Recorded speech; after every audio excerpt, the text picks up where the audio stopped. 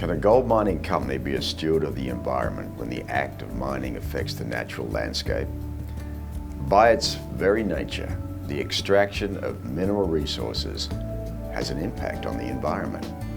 At Barrick Gold Corporation, the goal of environment teams us to minimize the company's environmental footprint and conserve the land, air, water, and wildlife wherever they operate.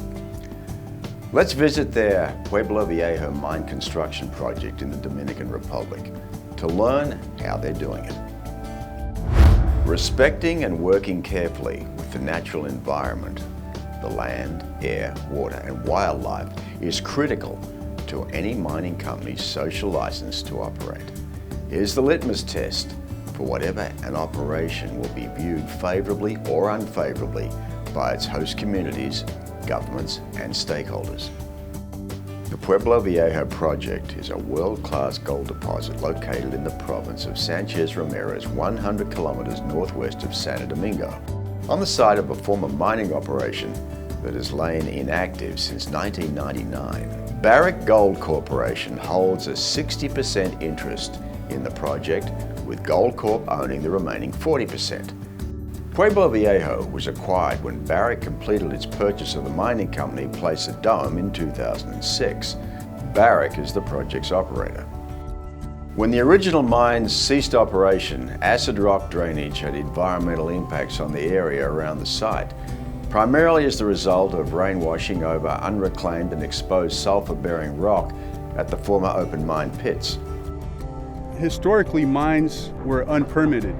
They were allowed to construct and operate without a strong set of regulations. Today, those things cannot happen, where mines leave a legacy that lasts for generations once they've closed or ceased to operate. At Pueblo Viejo, this mine meets all of its current Dominican legislation as well as World Bank and international standards. In modern mining, environmental management begins before mining starts, not when it ends. Soil and erosion management are carefully planned for, taking into consideration the area's climate factors such as its amount of rainfall. Rainfall at Pueblo Viejo averages 1,800 millimeters a year, and that's just shy of 6 feet, and 2/3 of it generally falls between May and October.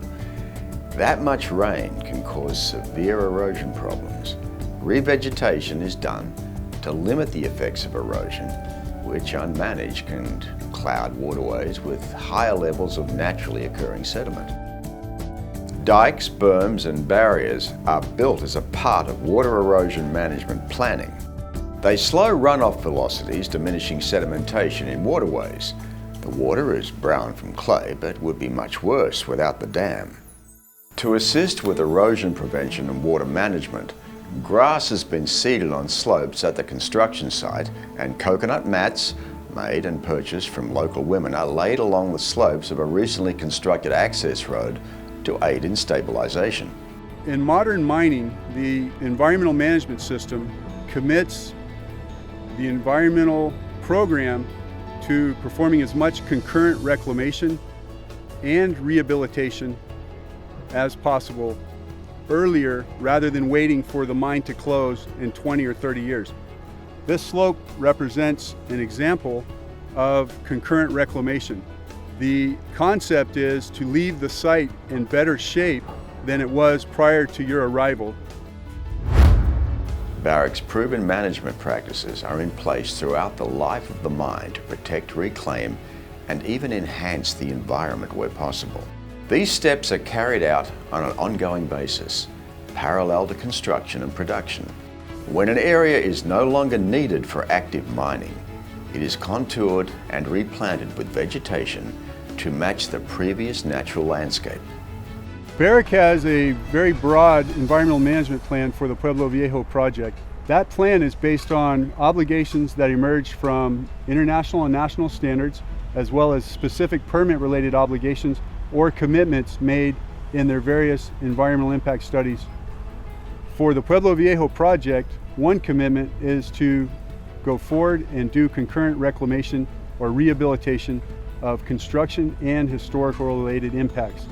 This nursery represents one small aspect of a broad environmental management system in which species from this nursery, which are native and or threatened or extinct species, are being reintroduced into the natural environment. To maintain the ecological integrity of the site, 193 plant species were identified before construction began, including 6 designated by the government as protected species. Protected species are marked for relocation and transplantation. Almost 320,000 large palm trees have been moved as part of an environmental site plan that includes species recovery and habitat protection and research. More than 400,000 protected plants have been relocated with an 80% transplant success rate. Local residents were hired and trained to identify and transplant thousands of plants from the impacted area. A reforestation program around mine property has also been underway, planting about 2,000 native trees a month. As you've seen, Pueblo Viejo is off to a good start with the implementation of its environmental management system. At Barrick, responsible environmental management is central to our success as a mining company. We want the Pueblo Viejo project to stand out as a world-class facility. Like most industries, mining is much different today than it was 10, 20, or even 50 years ago.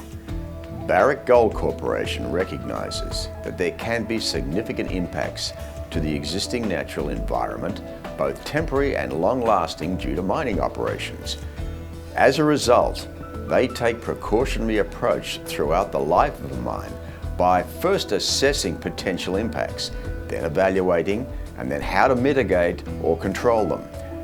Pueblo Viejo is an excellent example of the success of the company's environmental stewardship.